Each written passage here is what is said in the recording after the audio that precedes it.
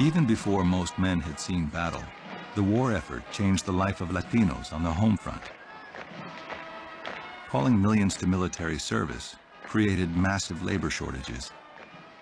The U.S. government brought rural Mexicans across the border in a guest worker bracero program.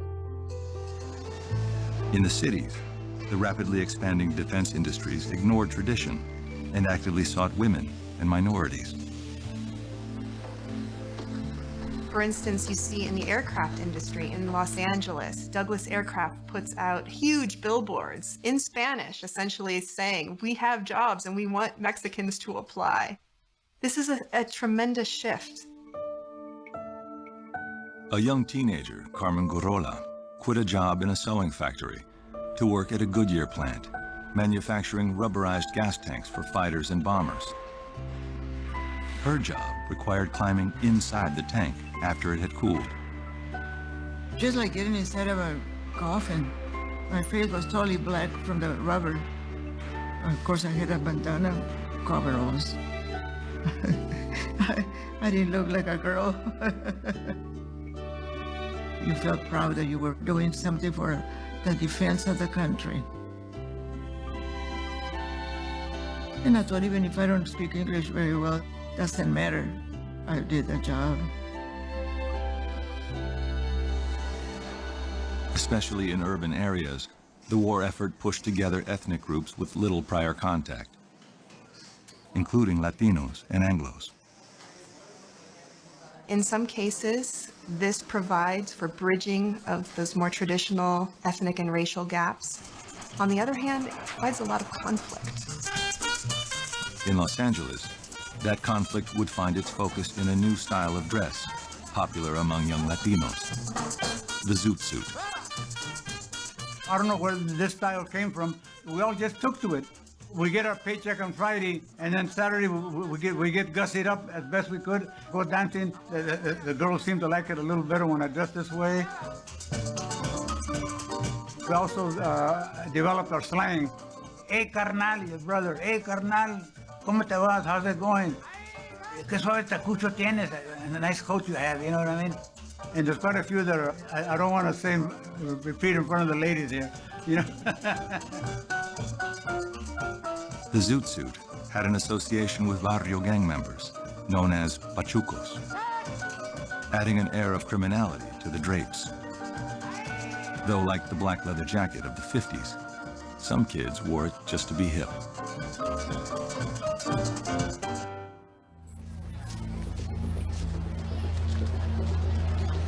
While the zoot suit became its symbol, the immediate cause of tensions between Anglos and Latinos in Los Angeles was a huge new Navy armory for induction and training, built just before the war in a traditionally Mexican part of the city.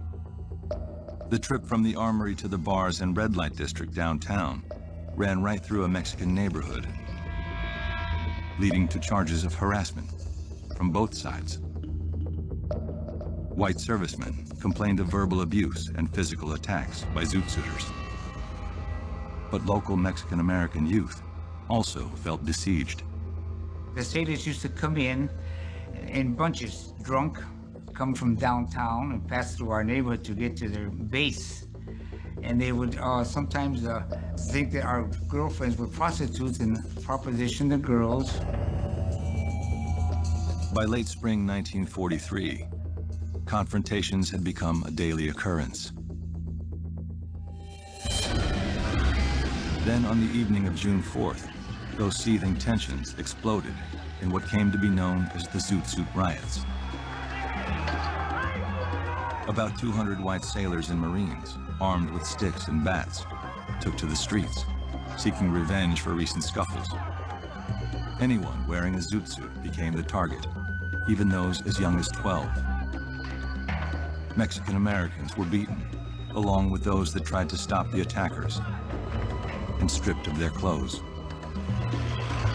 The servicemen halted streetcars and entered bars in search of zoot suiters.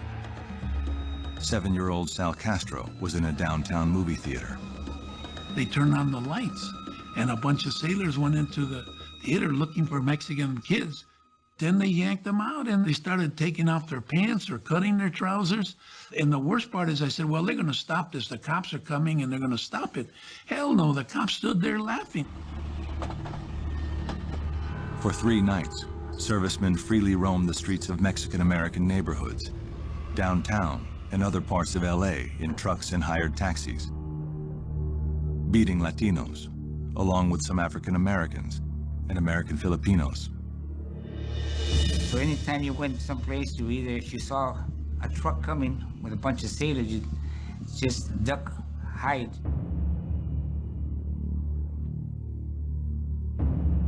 It was horrible, believe me.